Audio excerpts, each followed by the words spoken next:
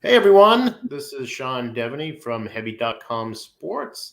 I'm here with Steve Bulpett, who is our NBA insider and just put out a pretty interesting story about the Celtics and what their trade deadline goals might be. From what I could tell, Steve, you talked to quite a few sources. Yeah. What did you come up with? It seems like the words you used were extremely active here just weeks before the trade deadline. Yeah. I think clearly they realized that things weren't working.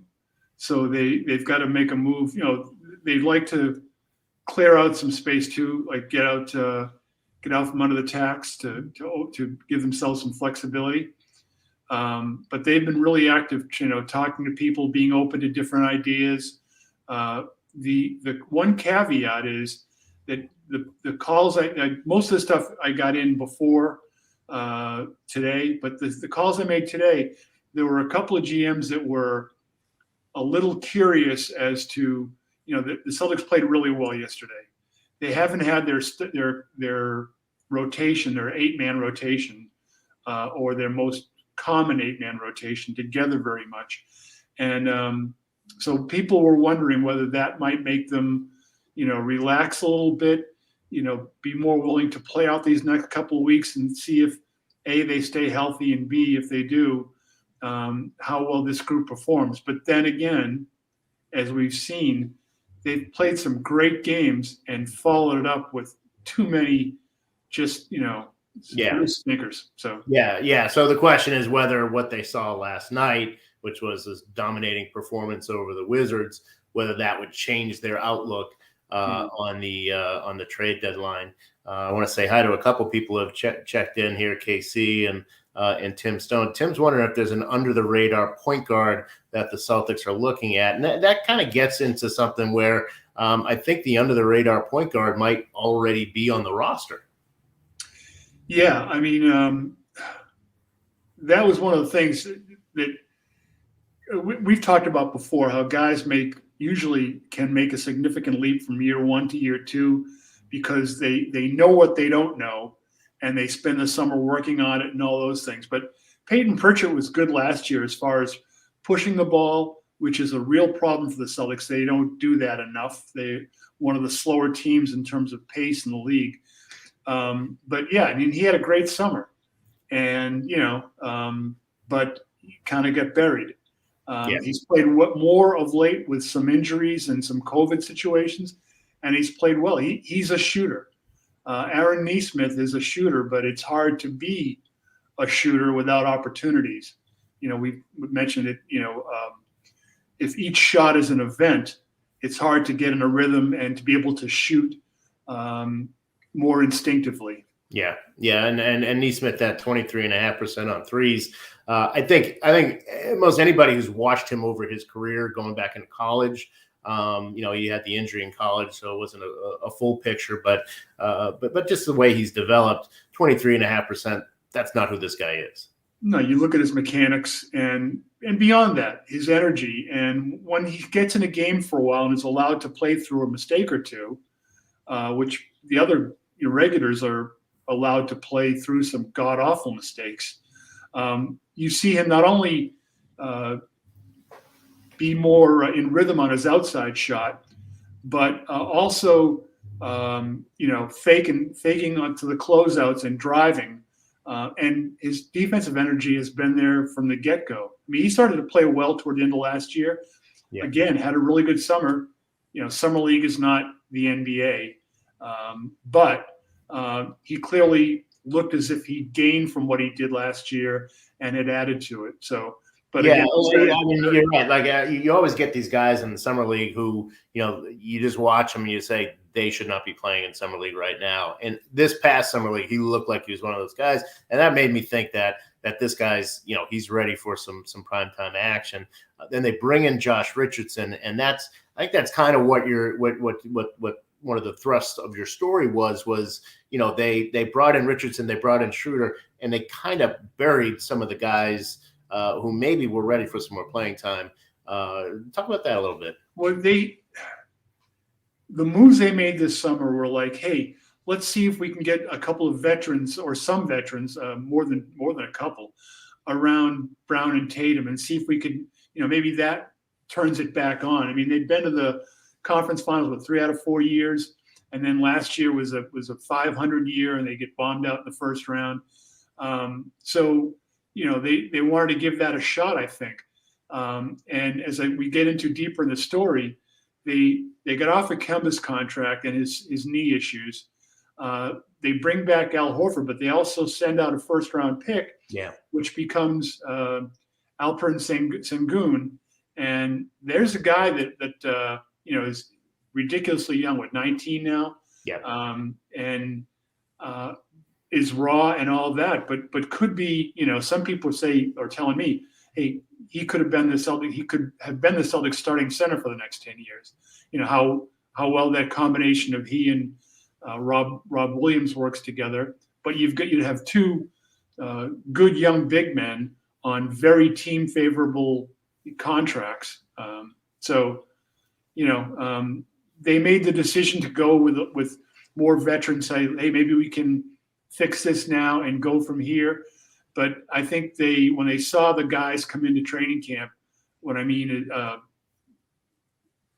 Pritchard and Neesmith and even Romeo Langford, they said, maybe we should have gone with these guys. Yeah. I've got Paul Rocha here wondering Russell Westbrook or John Wall or Damian Lillard. I think it's fair to say we won't be seeing any of them in green. Tim Stone asked if they've kicked the tires on a player like Karis LeVert. And I think it's fair to say, Steve, and from what you're saying, extremely active, they probably kicked the tires on just about everyone. I mean, they're going to do their investigations on just about anybody who's going to be on the market. LeVert's a guy who's been on the market. I don't think he's a fit necessarily, but it would be fair to say that when you say extremely active, that means that if there's a guy who can be had, they're going to be looking into it. But that's the thing, isn't it? That we're talking about guys that we've seen, have big games other places. And the question becomes, blanking on the guy's name now, that the Celtics could have kept and they let go to Houston, the shooter, who's playing really well for them now. And I apologize out there for blanking on this. Quick, look it up. But the question comes back to, would those people have those opportunities here? Yeah. You're not giving the shooters you already have.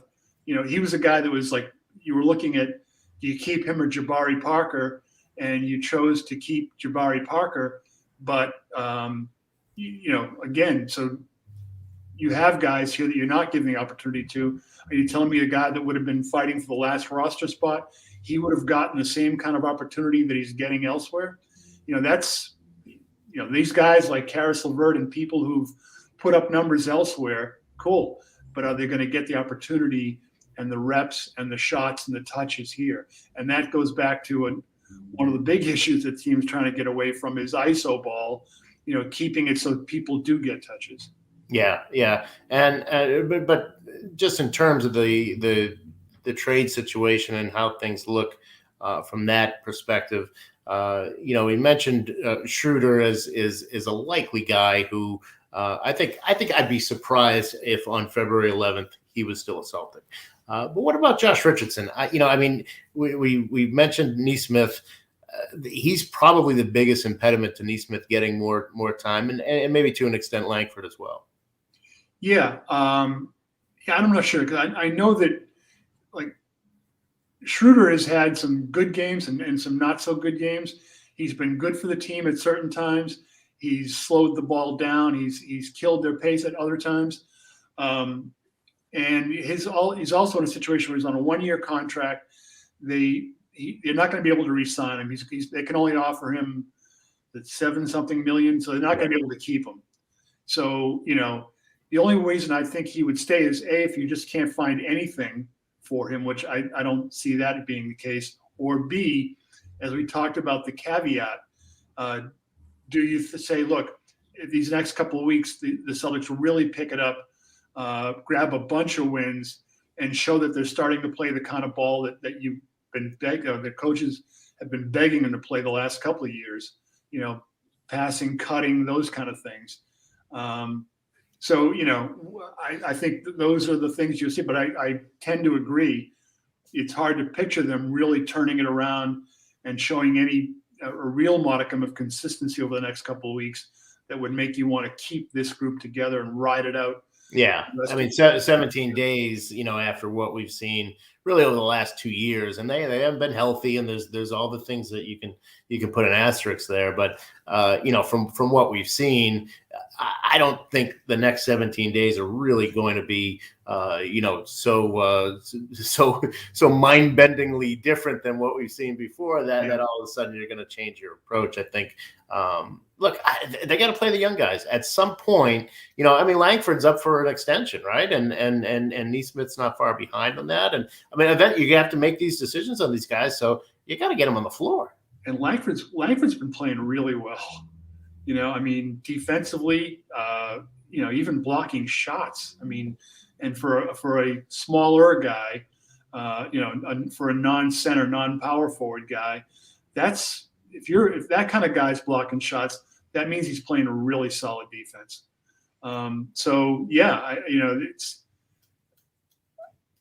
It's hard because they want to maximize Jaylen Brown and Jason Tatum. I don't think either of those guys is going anywhere unless they're bringing back a cornerstone in return.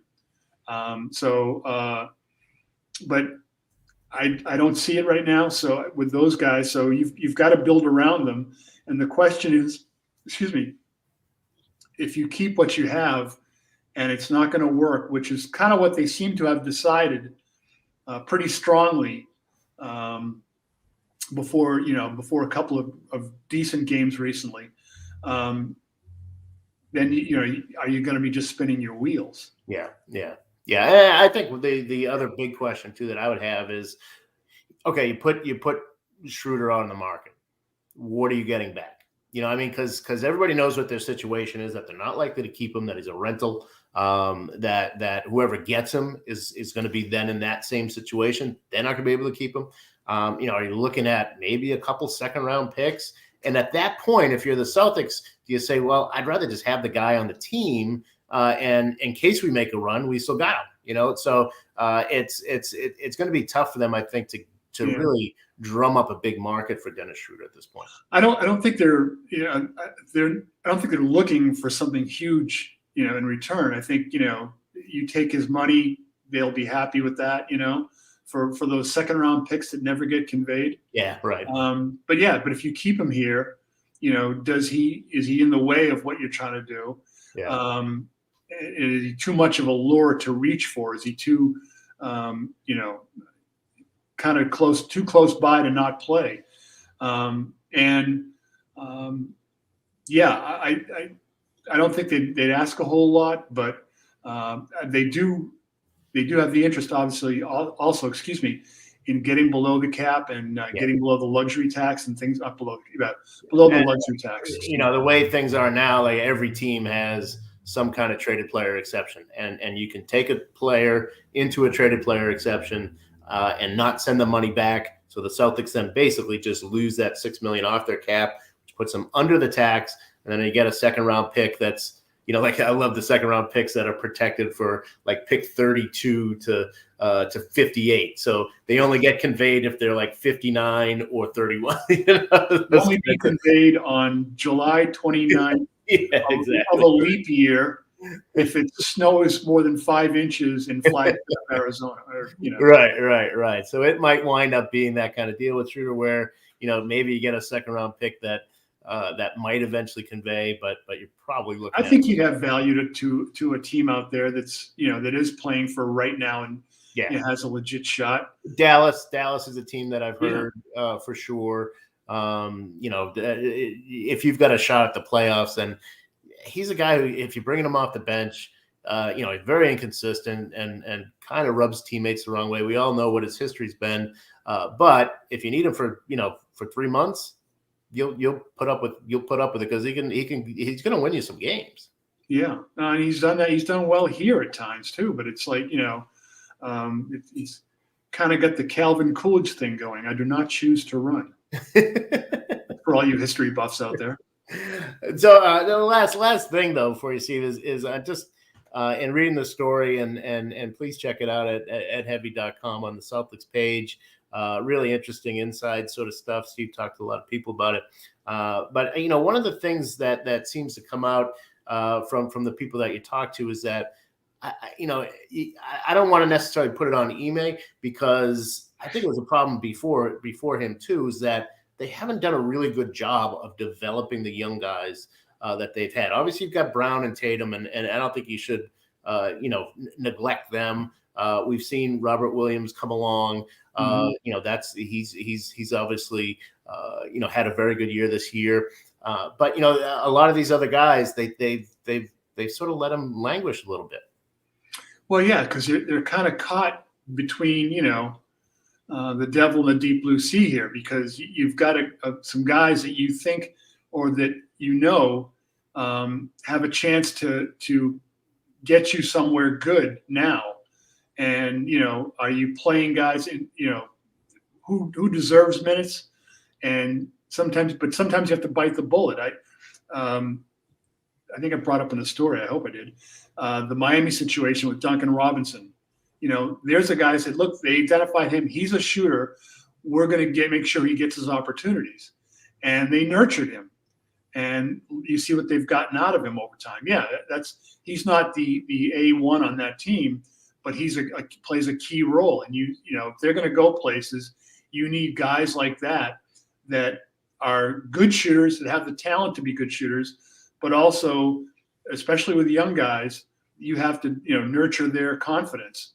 There's not a lot of guys that come into the league like Larry Bird or whomever, that just have this supreme confidence gene within them that they'll roll out of bed and fire it up. Yeah, and that was an interesting part of your piece, was the comparisons between Nesmith and Duncan Robinson. Obviously, different paths to the NBA, but just in terms of once you're there, how are you developed, and where does that confidence? Is your team giving you that confidence, or is it hindering it? Yeah, and Sean, look at the guy you mentioned, who's a great example of opportunity, is Rob Williams. I mean, I remember as a rookie, this guy's got ridiculous skill and athleticism, and he seems to get the game, which is something a lot of, especially young guys, it takes them a while to understand where things come and to get that on their computer chip. But he seemed to have an understanding, and even his mistakes looked good at times. But why is Rob Williams giving you what he's giving you now? Because you gave him, you can say, did you give him the minutes? Did he earn the minutes? Yeah, he earned them. But you had to, which comes first?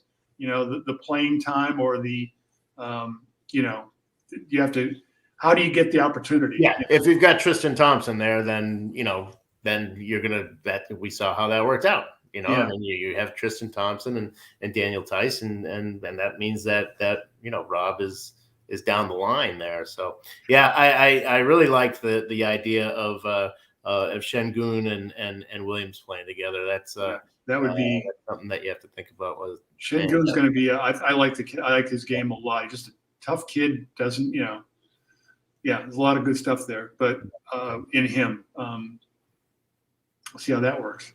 Yeah. All right. Well, trade deadline is February 10th, and we'll be back, I'm sure, before that, Steve. We got a lot of stuff to talk about. So thanks, everybody, for tuning in, and we'll see you soon.